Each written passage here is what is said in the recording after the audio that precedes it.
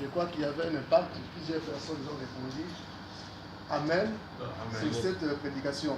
Moi, je crois que si cette prédication peut toucher les cœurs des gens qui n'étaient pas présents, et à nous qui étions présents dans ce lieu, moi, je voyais c'est une prédication, parmi les prédications de l'année, que le Seigneur avait parlé vraiment des choses qui étaient essentielles, de deux sortes de vents.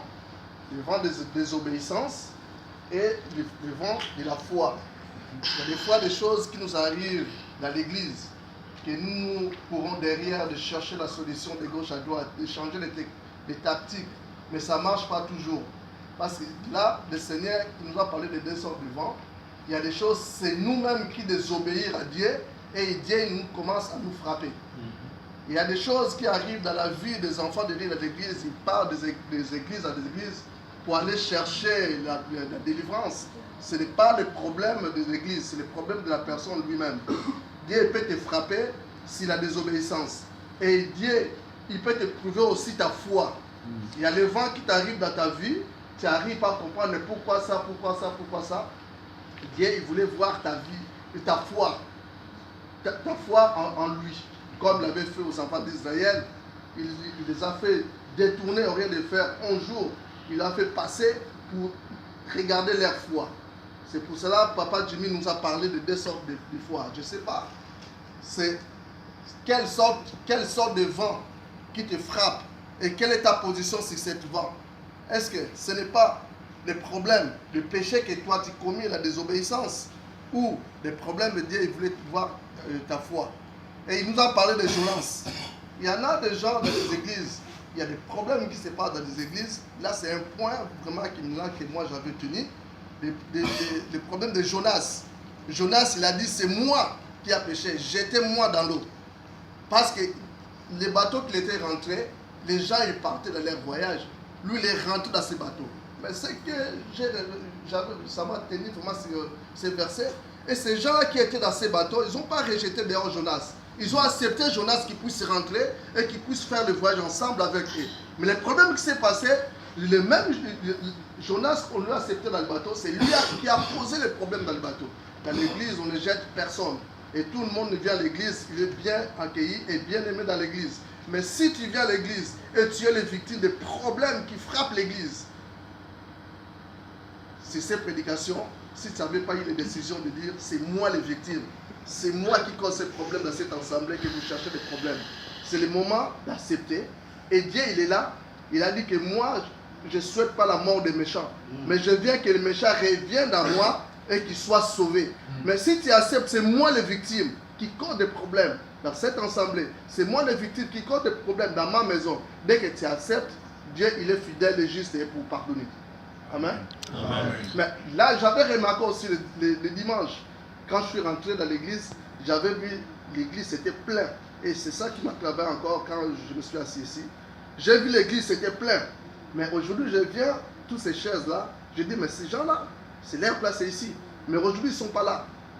Amen. Amen. Maintenant, ça peut être aussi des Jonas dans la vie de ces peuples-là. Et rien qu'ils acceptent, c'est moi qui ai les victimes. Et ces peuples font revenir dans l'assemblée de Dieu. Amen. Amen. Donc ça, le problème qui m'a frappé, c'est des Jonas. Est-ce qu'il y en a des Jonas dans cette assemblée qu'ils n'arrivent pas à accepter jusqu'à présent? Et ils saisissent encore leur cœur afin que l'église souffre à cet état. Amen. Donc c'était ça la prédication, Papa Jimmy il avait prêché. Moi je crois que c'est une prédication, c'est une prophétie par excellence que Dieu il avait parlé à son assemblée. Moi je crois que si chacun de nous, il prend cette prédication, cet message, il médite ça tranquillement, je crois que le bon Dieu va faire de grandes choses dans cet assemblée. Amen. Amen. Que Dieu vous bénisse. Amen. Amen. Amen. Prenons nos Bibles. Genèse chapitre 1. Du 1er au 11e verset. Je bénis Dieu pour la synthèse que Papa Sebou lui vient de faire. Il y a deux vents qui nous frappent. Amen. Amen. Alléluia. Amen. Nous devons essayer de nous localiser par rapport à certaines choses dans notre vie. Alléluia. C'est comme le réseau d'un téléphone. Amen. Si tu as un téléphone, là où tu te trouves, il n'y a pas l'antenne de SFR. Si tu es un abonné de SFR, tu ne peux jamais prendre les réseaux. Alléluia. Amen. Si tu es un abonné free, tu ne peux pas aussi prendre les réseaux aussi longtemps dans la circonférence que tu te retrouves, il n'y a pas l'antenne de ces réseaux-là. Et bien aimé, à chaque pas, à chaque avancement dans la vie, tu dois toujours faire une localisation par rapport à ton Dieu. Amen. Quand tu es dans le train, tu quittes Corbeil pour Bras de Fer, vouloir ou pas, les réseaux vont couper. Vouloir ou pas, tu quittes Orangiste Bois de l'Épine pour Grigny Centre. Vouloir ou pas, les réseaux vont couper. Alléluia. Amen. Pourquoi? Parce que dans cette circonférence-là, il n'y a pas quoi? Est-ce que tu peux te permettre là où il n'y a pas de réseau pour faire les appels? Mais des fois, bien aimé, tu te retrouves dans une position que Dieu ne pourrait pas t'entendre, mais tu es force que Dieu puisse t'entendre. Localise-toi d'abord. Alléluia. Amen. Localise ta vie par rapport à ces devants. Dieu aussi peut quand même, il a dit que non, mes yeux, mes oreilles ne sont pas courts pour entendre. Cela veut dire que même si tu cries, il t'entend. Mais il met quand même ta foi en épreuve. Amen. Pour qu'il puisse savoir si réellement mon fils ou ma fille va continuer toujours dans le chemin. Amen. Ce n'est pas ma prédication de ce matin, mais ce matin, mon thème est Dieu dit. Amen. C'est ça mon thème de ce matin. Dieu dit. Et je crois que ce matin, il y a un Dieu. Amen. Alléluia. Est-ce qu'il y a un Dieu en ces lieux? Amen. Est-ce qu'il y a un Dieu en ces lieux? Amen. Où est le Dieu? Où est ce Dieu-là? Si c'est un Dieu en ces lieux, où est ce Dieu-là? Alléluia. Amen. Où est ce Dieu? Dieu m'a envoyé. Amen. Où est notre Dieu? Ah, Dieu m'a envoyé, maman Lili Mayono. Où est notre Dieu? Ah, papa qui? Ah, vous les autres, vous n'êtes pas des dieux? Alléluia. Ce matin, je suis venu parler à des dieux. Alléluia. Je ne vais pas parler, bien aimé, à des chrétiens, mais je vais parler à des dieux. Alléluia. Je ne vais pas parler à des simples individus, mais je suis venu parler à des dieux. Car bien aimé, dans Exode 7, verset 1er, Dieu dit à Moïse, je te ferai Dieu devant Pharaon. Alléluia. Je parle à des dieux parce que devant toutes choses, je te communique quelque chose afin que tu sois capable de parler à toutes ces choses. Alléluia. Amen. Dieu n'était pas descendu pour parler à Moïse. Mais alléluia, il n'est pas descendu pour parler à Pharaon. Mais il a utilisé que son fils qui est un prince. Il a fait de lui un Dieu. Jean nous dit dans 1 Jean 4,4, vous petits enfants, ne savez pas que vous êtes Dieu. Alléluia. Pourquoi vous mourrez comme des hommes? Et alléluia. Est-ce qu'il y a des dieux en ces lieux? Ah ben oui, je vais parler ce matin à ces dieux. C'est pas bien ce matin, cet après-midi plutôt, mon thème est Dieu dit. À la place de Dieu, mets ton nom. Alléluia. À la place de Dieu, mets ton nom. Dis, Lydie, dis. Oh, dis. Alléluia. Je suis venu parler à des dieux ce matin. Et à des dieux qui seront capables de déclarer des choses et les choses vont changer. Amen. Alléluia. Amen. Genèse chapitre 1, du 1er au 11e verset. Mais moi je vais lire le premier verset, deuxième, troisième, je saute, j'ai lu le 6e, 7e et 9e. Amen. Hein? Amen. Si nous pouvons nous lever, s'il vous plaît. Ou soit l'ancien Francis, si tu peux nous faire la lecture, s'il te plaît. De tout, de 1 jusqu'à 11. Amen. Au commencement, Dieu créa les cieux et la terre. La terre était informe et vide. Il y avait des ténèbres à la surface de l'abîme et l'Esprit de Dieu se mouvait au-dessus des eaux. Dieu dit que la lumière soit, et la lumière fut. Dieu vit que la lumière était bonne, et Dieu sépara la lumière d'avec les ténèbres. Dieu appela la lumière jour, et il appela les ténèbres nuit. Ainsi, il y eut un soir et il y eut un matin, ce fut le premier jour. Dieu dit qu'il y ait une étendue entre les eaux et qu'elle sépare les eaux d'avec les eaux.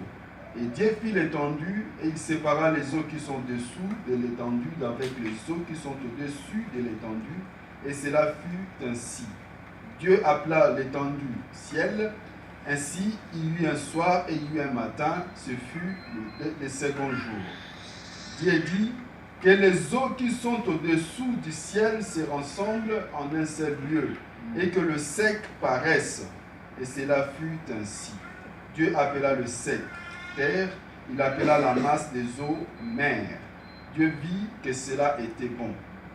Puis Dieu dit que la terre produise de la verdure, de l'herbe portant de la sémence, des arbres fruitiers donnant du fruit selon leur espèce, et ayant en eux leur sémence sur la terre, et cela fut ainsi.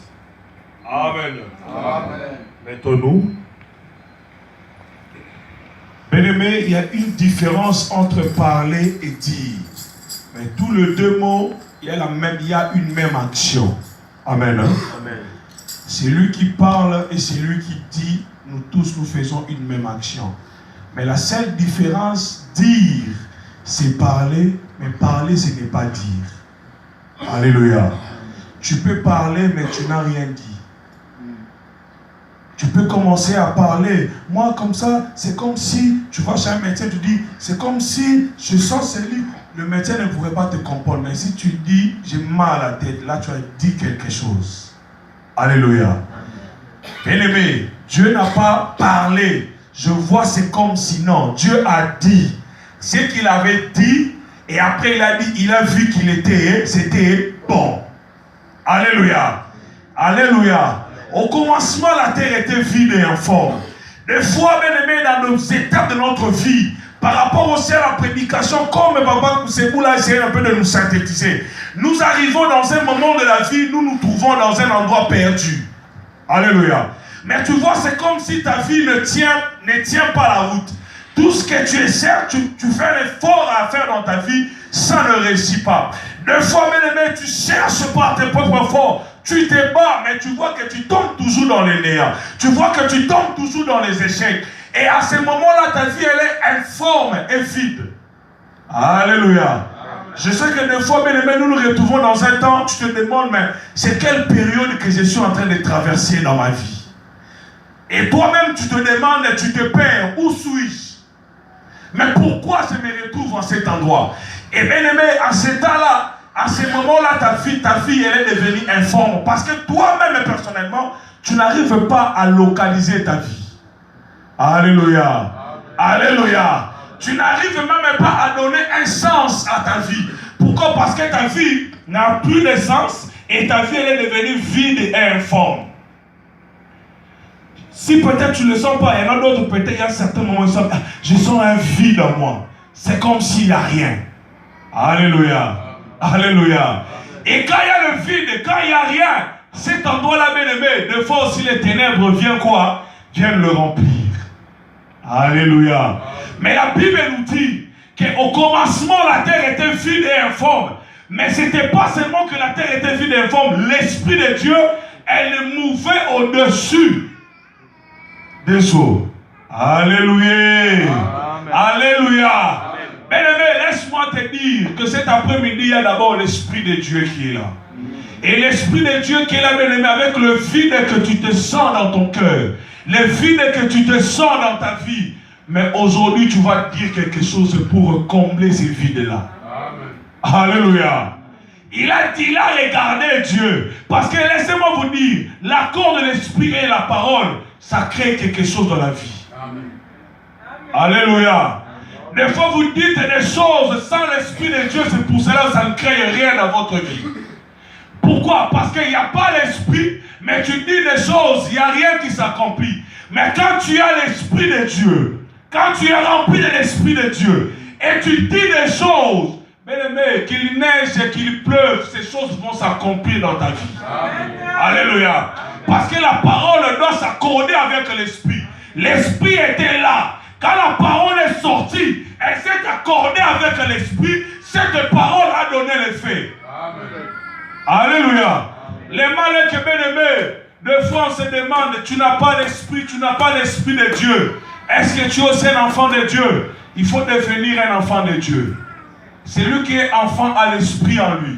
Et quand cet esprit est là, bien-aimé, chaque parole que tu feras sortir, quand l'esprit va l'accompagner, bien-aimé, tant la création est utilité. Alléluia. Amen. Il a dit quelque part que si vous croyez en moi, vous ferez tout ce que moi j'ai fait. Il ne s'est pas limité là. Il a dit plus que même ce que moi j'ai fait. Et pourquoi nous n'arrivons pas, bien-aimé, à le faire? Qui s'est passé? Il avait faim. Il a regardé l'arbre, il n'y avait pas de fruits. Il a parlé. Quand Pierre est passé par là, il a dit, oh maître, regarde l'arbre que tu avais parlé a séché. Pourquoi? Parce qu'il y avait l'esprit. Et quand la parole est sortie, la création, bien-aimé, a donné la forme à cet arbre. Amen. Alléluia. Il y a certaines choses qui persistent dans notre vie. Pourquoi? Parce que tu n'as pas l'esprit de Dieu et tu n'arrives pas à dire quelque chose. Salomon a tata banalité. Salomon, il a simplement dit, je veux la sagesse et l'intelligence. Alléluia. Nous arrivons devant le fait, on t'a dit de dire quelque chose, mais je vois c'est comme si je peux faire ceci. Non. Dis. Alléluia. Amen. Dis. Paul a dit, nous ne battons pas comme des boxeurs, mais comme des gens qui se battent à l'air. Mais je me bats en ciblant quoi? Mon adversaire. C'est ça les paroles, bien-aimés. Dieu lui-même à la création, il n'a pas tâtonné. Ce qu'il disait, c'est ce qui s'accomplissait. Alléluia. Et quand s'accomplissait, lui-même il disait c'est quoi? C'est bon. Mais avant de dire quelque chose pour ta vie, même pour ta famille, même pour ton mari, ta femme, bien-aimé, est-ce que tu sens que cette chose-là est bonne? Est-ce que tu, bien-aimé, t'es convaincu en toi que cette chose-là, elle est bonne? Parce que si elle n'est pas bonne, et toi tu dis, elle s'accomplit, tu vas commencer à regretter toi-même.